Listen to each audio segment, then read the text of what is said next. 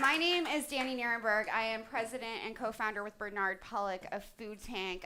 Food Tank is a research and advocacy organization really devoted to highlighting stories of hope and success in our food and agriculture systems. We do that with the aim to inspire, motivate, and ultimately activate positive transformation in how we produce and consume food.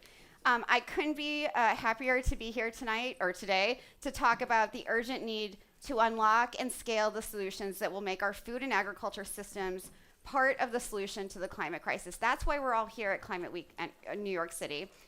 Every year I say the same thing though. I say we have no time to waste, that we can't, and this is especially true this year because we can't wait 3.5 years for leadership at the federal level. We need to work on climate action, all of us right now. And if we can't look to our leaders to guide us, we need to create our own roadmaps to turn our food and agriculture systems into climate solutions. And I know that we can. This year at Food Tank's Climate Week programming, we're bringing together 300 speakers and performers, 15 summits, 7 US members of Congress, and 15 food and climate journalists. They are here because they know that a climate resilient future depends on regenerative, nourishing, and just food and agriculture systems. And you're here in this room because you know it too. So give yourselves a round of applause for coming. So during today's summit, we'll talk about new approaches to nourish communities, the innovations that are allowing us to upcycle byproducts into delicious snacks, and the businesses that are helping us rethink what it means to balance people and profit. These examples will be part of the action plan that we need as we build towards COP30, the United Nations Climate Change Conference that will be in Brazil in a couple of months. And I'm excited that food and agriculture will have a really big place at the table at COP this year. And the roadmap that we're creating this week will hopefully carry into COP and carry into the future. Before we talk about what this summit will look like, I want to thank our partners who made today possible. A huge thanks to Unilever, especially Dorothy Shaver. Give her a round of applause. A big thanks to our hosts, WNYC, including Ryan Wild and Chase Culpin. They're amazing. A big thanks to our culinary partner, Great Performances, who has made the delicious lunch that you just had, and you'll have more of their food later. So give them a round of applause. And I want to thank Arva for making the reception that we'll have later today possible as well. Round of applause. I have to get some housekeeping out of the way.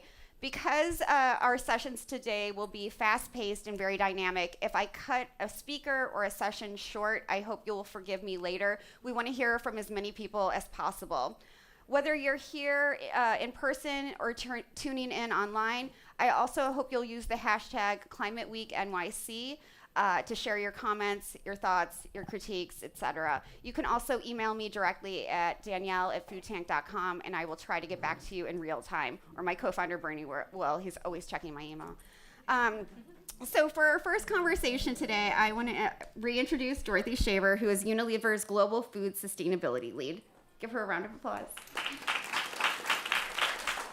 So Dorothy, we're here to talk about trends and habits and really what's going on. I'm wondering if you can talk about the trends that you're noticing right now in our food and ag systems. Sure.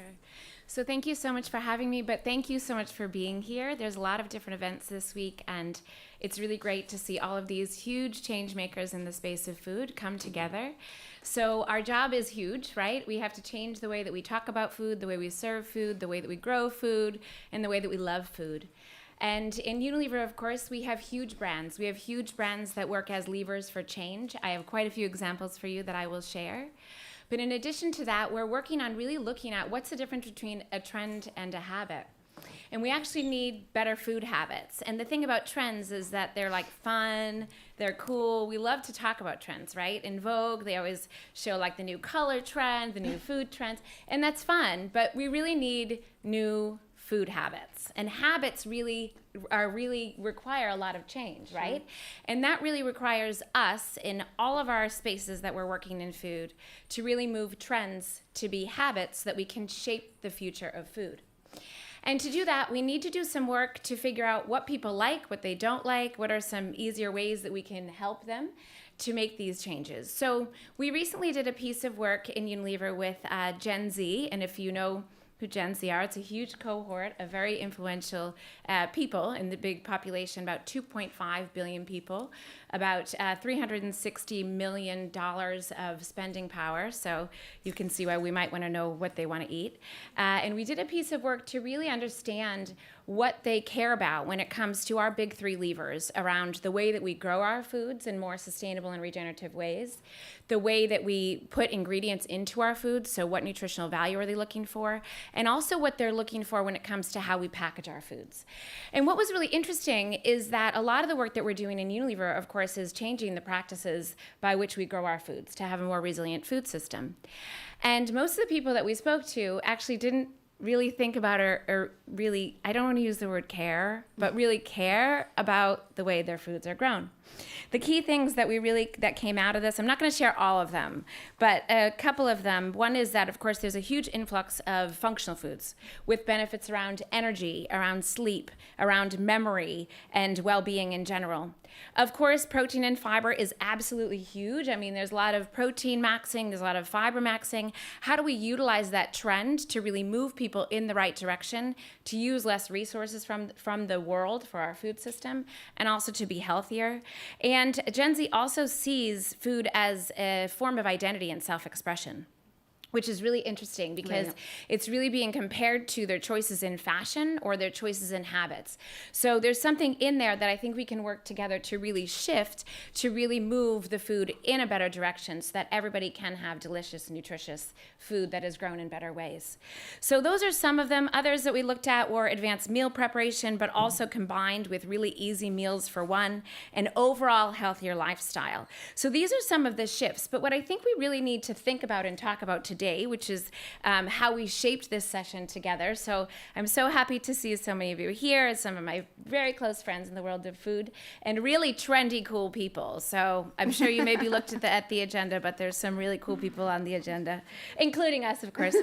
But I think we really need to look at some of these trends and say, how do we actually take these trends, turn them into habits so that we do have a roadmap for a more nutritious, delicious future in the world of food. Absolutely. In the few minutes we have left, Dorothy, what's a habit that you would encourage everyone in this audience to try to take with them as when they leave Climate Week? Okay, well, my favorite habit that I like to tell people is to actually eat a wider variety of foods.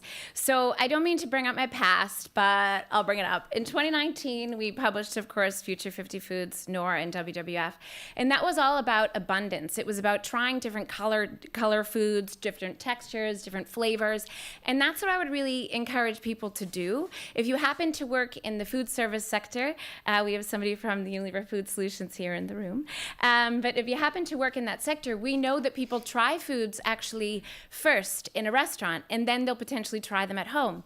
So there's some work that we can do in that space to really help people eat a wider variety of foods. Most of our calories come from just 3 types of grains. That's really harmful to the planet and also harmful to us. So I really hope that in the future we can all identify as varietarians because we eat a wider variety of foods. So that's my challenge for you. I love it, varietarians. Anything you're most excited about for this summit today? Well, I'm excited about a lot of things, but I think Rasmus is here, and that's really exciting. I really like him. So I'm happy he's here. I'm, of course, happy that Eve from Food for Climate League is here, because I'm, of course, a founding board member of that. And I'm mostly excited that all of you are here, so we can talk throughout the day. Same. Yeah, and it's just the beginning of the week, which is also really exciting. But I'm also really excited because we have an interactive session. You don't always get that, so you have to pay attention. So my question to you is, what habits are you going to help build and change in your home, in your community, and in your sphere of influence?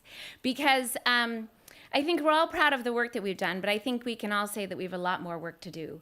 And I think we do need to start to change our habits, the habits of others in our home, in our community, and also in our sphere of influence for a better food future. So that's what I hope you think about as we go. Thank you so much, Dorothy. Please give her another round of applause.